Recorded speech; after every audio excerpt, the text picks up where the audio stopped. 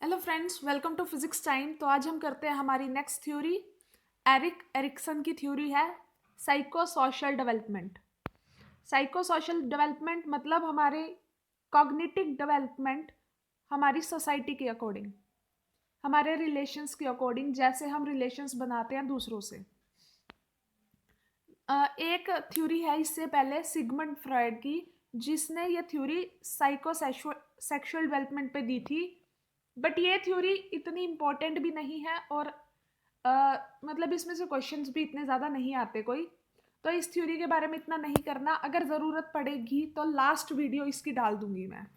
फिलहाल के लिए हम एरिक एरिक्सन की तरफ चलते हैं, उस थ्योरी को छोड़ते हुए। एरिक एरिक्सन ने क्या बोला था? Life does not make any sense without interdependence. यानी कि हमें अपनी जिंदगी में हर काम के लिए किसी ना किसी पे कैसे भी डायरेक्ट इनडायरेक्ट डिपेंड होना पड़ता है। हम अकेले कुछ नहीं कर सकते, हमें एक दूसरे की ज़रूरत होती है पहले या बाद में कुछ सीखने के लिए। और जितनी जल्दी हम ये सीख लें कि हमें ज़रूरत पड़ेगी किसी और की, ये हमारे लिए अच्छा है। तो हमारी साइको सोशल थ्योरी के अकॉर्डिंग एरिक एरिक्सन ने ये 8 स्टेजेस बनाई थी। ये देखो, ये 8 स्टेजेस है। इन 8 स्टेजेस को याद रखना है, बस इतना ही है। चाहे इसका आप स्क्रीनशॉट लेके बस इसको याद कर लो, और कुछ भी नहीं है इस थ्योरी में। अब इस थ्योरी में ये 8 स्टेजेस बनाई किस अकॉर्डिंग है? ये एजेस स्टेजेस हमारी बर्थ से लेके डेथ तक बनी हुई है। हर एक ने, जैसे पियाजे ने हमारी 4 बनाई थी, उसने एडोल्सन पे छोड़ दिया था। वाइगोस्की ने सिर्फ बच्चों को कंसिडर किया था, उसने स्टेजेस नहीं बनाई। ऐसे ही कोलबर्ग ने भी डेथ तक वो थ्योरी बनाई थी। ऐसे ही हमारी एरिक एरिक्सन ने भी डेथ तक की थ्योरी बनाई हुई है। मतलब अलग अलग साइकोलॉजिस्ट अलग अलग स्टेजेस बनाते हैं, हमें बस उन्हें आपस में कंपेयर करना है किसकी स्टेज किस स्टेज से मैच करेगी। नाउ फर्स्ट स्टेज जो उसने बनाई थी उसका नाम रखा था ट्रस्ट वर्सेस मिसट्रस्ट। ये थी बर्थ से लेके 1.5 साल तक के बच्चे की, 1.5 ईयर तक। इस स्टेज में क्या है, बच्चे एरिक एरिक्सन क्या बोलते हैं कि या तो एक इंसान की हर एक स्टेज होती है, उसमें या तो वो अपने आप को पॉजिटिव आउटकम लेके चलेगा या नेगेटिव। तो इन्होंने दोनों चीजें बताई है कि पॉजिटिव क्या आएगा उसके पास और नेगेटिव क्या। उसके हिसाब से उसकी अगली स्टेज में जो आएगा, अगर फर्स्ट स्टेज में वो पॉजिटिव लेके चल रहा है तो अगली स्टेज उसकी पॉजिटिव आने के चांसेस ज्यादा रहेंगे। अगर वो पहली स्टेज से नेगेटिव होके चल रहा है तो वो अगली स्टेज में भी नेगेटिव ही जाएगा। कैसे समझते हैं? पहली स्टेज का नाम है ट्रस्ट वर्सेस मिसट्रस्ट। यानी 1.5 साल का बच्चा या तो लोगों पे ट्रस्ट करना सीखेगा या मिसट्रस्ट। अब आप सोचोगे 1.5 साल तक के बच्चे को ट्रस्ट और मिसट्रस्ट का क्या पता। आप इस चीज से रिलेट कर सकते हैं कि एक छोटा एक साल के बच्चे को आप देखो, 6 महीने 1 साल के बच्चे को, वो अगर उसे आप गोदी लोगे तो वो आपके पास नहीं आएगा। वो या तो अपने घर वालों के पास ही जाता है या अपनी मम्मी के पास। वो इसलिए क्योंकि वो उन लोगों को पहचानता है, उनके ऊपर ट्रस्ट करता है। तो इस एज में बच्चा जिनके ऊपर ट्रस्ट करना सीख जाता है, अपने घर वालों में रहना सीख जाता है, तो अ, अगर वो लोग उससे प्यार से रहे हमेशा, तो वो ट्रस्ट सीखेगा अपनी इस एज में। अगर उनमें से किसी ने उसे छोड़ दिया प्यार करना, अबेंडन कर दिया, तो वो मिसट्रस्ट सीख जाएगा। वो लोगों पे ट्रस्ट नहीं करेगा जिंदगी भर कि मेरे माँ बाप ने मुझे छोड़ दिया था बचपन में तो मुझे किसी पे ट्रस्ट नहीं करना। तो इसमें वर्च्यू क्या होता है? होप। इस स्टेज का वर्च्यू क्या है? होप। कि उसने इस स्टेज में होप से सीखा है सब। और काम क्या क्या होते हैं, किस ऐसे टास्क क्या होते हैं जहां से वो ट्रस्ट या मिसट्रस्ट सीखता है? एक तो उसकी फीडिंग से, एक उसको अबेंडन करने से। ठीक है। नेक्स्ट स्टेज है autonomy versus shame and doubt. Autonomy मतलब अपने काम खुद करना सीखना, इंडिपेंडेंट होना, अपने डिसीजंस खुद लेना, making on decisions. Shem and doubt मतलब अब आप एक छोटे बच्चे को है, वो उसने कपड़े नहीं पहने तो आप उसे बोलोगे तेरी शेम शेम हो गई, तो वो उस चीज को ना अपने माइंड में शेम एंड डाउट वाला ले आएगा थिंकिंग। या तो वो अपने डिसीजन लेने सीख जाएगा, आपको इग्नोर मार देगा, या वो उस चीज को शेम एंड डाउट वाले उसमें ले जाएगा। तो यहाँ पर उसकी विल पावर जो होती है वो उसे डिसीजंस लेना सिखाती है। और इस एज में जो बच्चे का मेन टास्क होता है वो होती है उसकी टॉयलेट ट्रेनिंग। उसको वॉशरूम में जाना होता है, तो वो किस किस चीज में इस पे ट्रस्ट करेगा, शेम डाउट आएगा उसके मन में, या वो चीजें जल्दी सीख लेगा, ये डिपेंड करेगा उसकी इस टॉयलेट ट्रेनिंग पे। 1.5 साल से 3 साल तक का बच्चा होगा ये। थर्ड स्टेज आएगी 3 साल से 5 साल तक के बच्चे में। ये है initiative versus guilt. Initiative versus guilt ये होती है प्री स्कूल एज, स्कूल जाने से पहले जब वो खेलना सीखता है, एक्सप्लोरिंग करना, खेलना अपने मतलब आसपास के बच्चों के साथ या घर वालों के साथ खेलना सीखेगा। तो या तो वो अपने इनिशिएटिव खुद लेना सीखेगा, बाहर जाके खेल लिया, बच्चों से बातें कर ली, किसी से लड़ाई होगी निपटा के आ गया, या उसके मन में गिल्ट आना स्टार्ट हो जाएगा। ठीक है, इसमें पर्पस होता है जो उसका वर्च्यू होता है। नेक्स्ट है fourth stage industry versus inferiority. Industry में मतलब बच्चा क्या सीखेगा यहाँ पे, अपने उसे बड़े टास्क दिए जाएंगे। स्कूल एज में आ गया वो 5 से 12 साल की एज में, मतलब फर्स्ट से लेके 6, 7, 8 तक का बच्चा। अब वो क्या सीखेगा, उसे स्कूल में टास्क मिलते हैं, या तो वो उन टास्क को कंप्लीट करना सीखेगा। अब स्कूल में आपने ऑब्जर्व किया जो बच्चे जल्दी होमवर्क कंप्लीट करके लाते हैं वो आगे बैठते हैं, वो बिल्कुल डरते नहीं किसी से। लेकिन जो बच्चे उस टास्क को कंप्लीट नहीं करते, उस होमवर्क को कंप्लीट नहीं कर पाते, या उस गेम में अच्छे नहीं होते, कोई गेम खेल रहे हैं तो वो पीछे रहते हैं, इन्फ्योरिटी आती रहती है उनमें, वो स्कूल एज होती है। तो वो उनमें आती है उस टाइम में कॉम्पिटेंसी, क्षमता आएगी, या तो उनमें क्षमता आ जाएगी या नहीं आएगी। और इस एज में टास्क क्या क्या होते हैं, स्कूल टास्क, स्कूल होमवर्क्स, या स्पोर्ट्स जो बच्चों के साथ खेले जाते हैं। स्टेज 5 ये इंपॉर्टेंट है हमारे लिए, जो पीजीटी वाले हैं उनके लिए, स्टेज 5 और स्टेज 6। स्टेज 5 में क्या होगा, आइडेंटिटी वर्सेस कंफ्यूजन। ये बच्चे होते हैं अपनी टीनेज वाले बच्चे होते हैं ये सारे। टीनेज वाले बच्चों में क्या होता है, उनमें आइडेंटिटी क्राइसिस आते हैं। वो या तो खुद की पहचान बनाना सीख जाएंगे, खुद को दूसरों से इंटरेक्शन सीख जाएंगे, या फिर वो जिंदगी भर कंफ्यूज रहेंगे कि मेरा इसके साथ क्या रिलेशन है, मैं इससे कैसे बात करूं, या मैं तो ये काम कर ही नहीं सकता, वो ये काम कर सकता है। मतलब वो खुद को पहचानना सीख गए कि मेरे अंदर ये क्वालिटी है, तो वो खुद को उसकी आइडेंटिटी मिल जाएगी। अगर वो उस एज में अपने आप को नहीं पहचान पाए ना कि उसके अंदर क्या कैपेबिलिटी है, क्या वो कर सकते हैं, तो वो जिंदगी भर कंफ्यूजन में रह जाएंगे। इस एज में बच्चों के जो वर्च्यू आती है वो होती है फिडिलिटी। फिडिलिटी होता है लॉयल या फेथ होना किसी के लिए, अपने लिए भी फेथ होना, अपने लिए भी लॉयल्टी आना, अपने लिए भी कॉन्फिडेंस आना। इसमें सबसे ज्यादा सोशल रिलेशनशिप्स टास्क होते हैं जो उन्हें मेंटेन करने होते हैं अपने फ्रेंड्स। सबसे ज्यादा तो फ्रेंड्स लगा लो, सोशल रिलेशनशिप्स में फ्रेंड्स सबसे ज्यादा आगे। वो अपने फ्रेंड्स को अगर मेंटेन करके चलते हैं, एक ग्रुप वहां पर बन जाए ना उनका फ्रेंड्स का, तो उनको रिलीफ रहता है, वरना वो जिंदगी भर फ्रेंड्स नहीं बना पाते वापस। Stage 6 intimacies versus isolation. ये होता है 18 से 40 की एज, जहां पर लोग अपने रिश्ते बनाते हैं, उनके आता है लव, मतलब वो अपने रिलेशन सबसे बेटर करेंगे, शादी भी करेंगे, अपने नए पार्टनर के साथ रिलेशंस होंगे उनके, वो रिलेशन कैसे बनते हैं, उनको अपनी नई लाइफ अगर सेटल्ड मिल गई तो इंटीमेसी आएगी, उन्हें लोगों से बात करने में अच्छा लगेगा, वो सोशल भी हो जाएंगे, लोग अच्छा बिहेव करेंगे। लेकिन अगर उनके रिलेशनशिप्स अच्छे नहीं हुए, उनके पार्टनर के साथ, पेरेंट्स के साथ, उनके फ्रेंड्स के साथ, तो वो आइसोलेटेड हो जाएंगे, अकेले रह जाएंगे।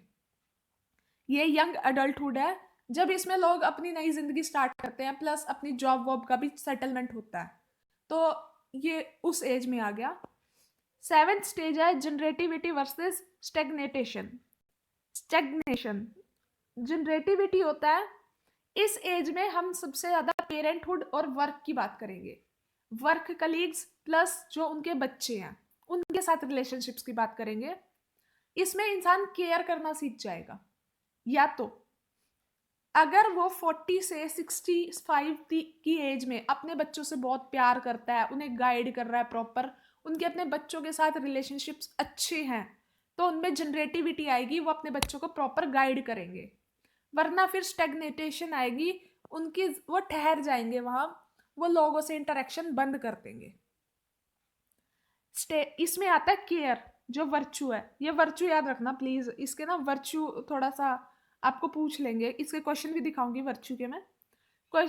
स्टेज 8 में क्या आएगा, इंटीग्रेटेड वर्सेस डिस्पेयर। अब देखो 65 प्लस वाला इंसान अपनी रिस्पॉन्सिबिलिटीज खत्म कर चुका होता है सारी, अपने बच्चों की शादी कर दी होती है, पोता पोती बड़े हो जाते हैं, तो वो इस स्टेज में आ जाता है कि या तो वो बहुत मेच्योर हो जाएगा। आपने देखा होगा कुछ ओल्ड एज जो पीपल होते हैं वो या तो बहुत मेच्योर होते हैं, मतलब आप उनके पास बैठोगे ना, आपको जिंदगी की हर प्रॉब्लम का सोल्यूशन मिल जाएगा।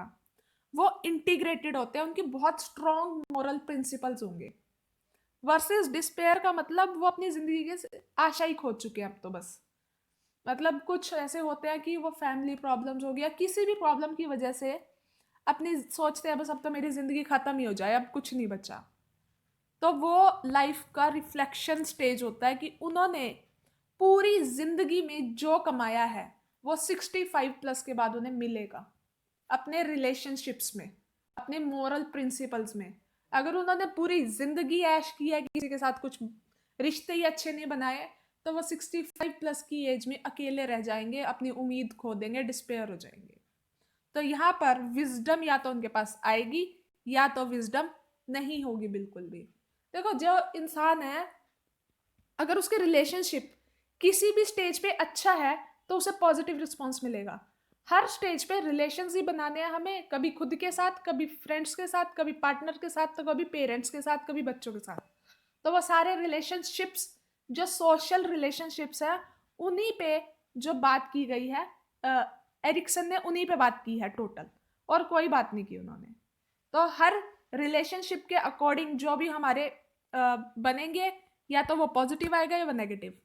अगर सपोज मान लो किसी स्टार्टिंग में ही उसे ट्रस्ट नहीं है किसी पे, तो अब स्टेज 2 में उसे शेम एंड डाउट ही आएगा, ऑटोनॉमी नहीं आ सकती उसकी, और फिर वो गिल्ट में रहेगा, फिर वो इंफीरियर हो जाएगा, कंफ्यूजन आएगी।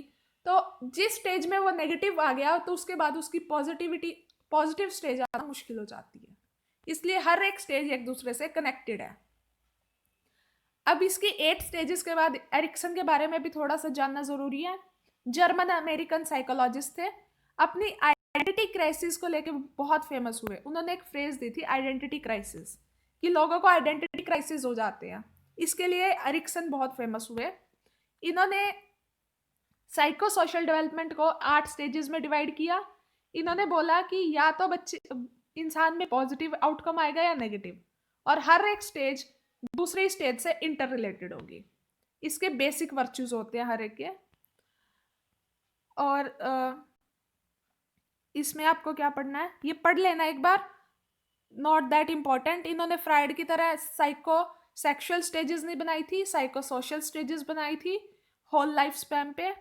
इन्होंने सोशल इंटरेक्शंस प्लस रिलेशनशिप को ही माना था इंसान की बेसिक ग्रोथ का, डेवलपमेंट और ग्रोथ के लिए responsible. Erikson believed people experience a conflict that serves as a turning point in development. हर एक स्टेज में उसे या तो पॉजिटिव मिलेगा कुछ या नेगेटिव, जो भी उसे मिलेगा वो उसकी लाइफ के लिए एक टर्निंग पॉइंट साबित होगा। अगर वो नेगेटिव की तरफ चलना शुरू हुआ तो वो नेगेटिव चलता चला जाएगा, वो एक टर्निंग पॉइंट हो गया। अगर उसे पॉजिटिव मिलता रहा तो वो अपनी जिंदगी को सेटल कर पाएगा। बेसिक वर्च्यूज उनकी स्ट्रेंथ होती है which the ego can use to resolve subsequent crisis. कुछ क्राइसिस जो हमारे रिजॉल्व करने के लिए हम उन वर्च्यूज को यूज कर सकते हैं उस स्टेज पे। इसके कुछ क्वेश्चंस, अगर आपको इसमें से कुछ याद करना है, इसकी 8 स्टेज याद करो और कुछ भी नहीं करना है। उन्हीं 8 स्टेजेस पे क्वेश्चन होते हैं। क्वेश्चन क्या है, psycho social theory emphasis on which of the following. अब हमें पता है इसमें से किस पे उन्होंने सबसे ज्यादा जोर दिया, इंडस्ट्री वर्सेस इंफीरियरिटी स्टेज। बाकी सब स्टेजेस तो किसी और की है। During the dash stage once ability to cope with demands is challenged either competence और इन्फीरियरिटी आर आउटकम्स। या तो इंसान में क्षमता आएगी या फिर वो इन्फीरियर बन जाएगा। ऐसी कौन सी स्टेज थी? जब वो स्कूल में जाएगा, इसका मतलब school age. Which of the following is not, एक तो ये नोट का ध्यान रखना, जहां पर ये नोट आ गया ना, क्वेश्चन ध्यान से देखना क्योंकि तुम आंसर बिना नोट वाला लगा कर आओगे। These is not one of life's stage virtues, इनमें से कौन सा वर्च्यू नहीं है? ऑनेस्टी तो कहीं भी नहीं आया, honesty is not a virtue. Hope आया स्टेज 1 में, लव आया स्टेज 6 में, और विजडम आई स्टेज 8 में, लेकिन ऑनेस्टी कहीं भी नहीं आया। विच ऑफ द सेल्फ विल और गिविंग अप, दो क्राइसिस। सेल्फ विल मतलब खुद करने की विल आ जाए या वो छोड़ दे उस काम को, ये कब आएगा? At autonomy versus shame and doubt में, यानी स्टेज 2 में, जब बच्चा छोटा होगा, अर्ली चाइल्डहुड में होगा, जब उसकी टॉयलेट ट्रेनिंग होगी। 5 question 5 psycho social stages centre around integrating a new personality. नई पर्सनैलिटी आउटकम आएंगे एक इंसान की किस टाइम पे वो खुद को पहचानेगा, उसकी आइडेंटिटी किस टाइम पे आएगी? कब? जब वो एडोल्सन में होगा, यानी आइडेंटिटी वर्सेस कंफ्यूजन या रोल कंफ्यूजन। या तो उसे अपना आइडेंटिटी समझ में आ जाएगी या वो कंफ्यूज हो जाएगा। बाकी सब स्टेजेस में उसे अपनी आइडेंटिटी नहीं आती, वो चीजें सीख रहा है लेकिन उसे अपनी आइडेंटिटी कब मिलेगी? टीन एज में, एडोल्सन में, जब वो 12 से 18 साल का होगा। तो ये थी हमारी एरिक एरिक्सन की थ्योरी। इसके बाद हम करेंगे इंटेलिजेंस यूनिफैक्टर थ्योरी, वो बहुत बड़ी है तो और उसको करना भी बहुत ज़रूरी है, तो उसके बाद उसकी एक सीरीज चलाते हैं। यहाँ तक जो हमने पढ़ी है 4 थ्योरी, इनको दिमाग में रखो क्योंकि इन चारों से भी बहुत सारे क्वेश्चंस आते हैं। और जैसे ही सीडीपी की वीडियोस कंप्लीट होंगी, इसके एचटेट के प्रीवियस ईयर पेपर जितने भी मेरे पास है सारे के सारे डाल दूंगी सॉल्यूशन के साथ। और क्वेश्चन को पढ़ो, समझो, क्योंकि जो आपका क्वेश्चन है वो आंसर बन सकता है और जो आपके आंसर में है वो क्वेश्चंस बन सकते हैं। तो क्वेश्चन को पढ़ के टिक किया करो, क्वेश्चंस को समझ के फिर पढ़ो इन्हें अच्छे से। ऐसा नहीं है कि क्वेश्चन का आंसर पता चल गया ठीक है, क्योंकि क्वेश्चन को अगर आप समझ लोगे 5-6 कॉन्सेप्ट तो आपके वहीं क्लियर हो जाते हैं। So and please stay connected, like the video and subscribe the channel. Thank you.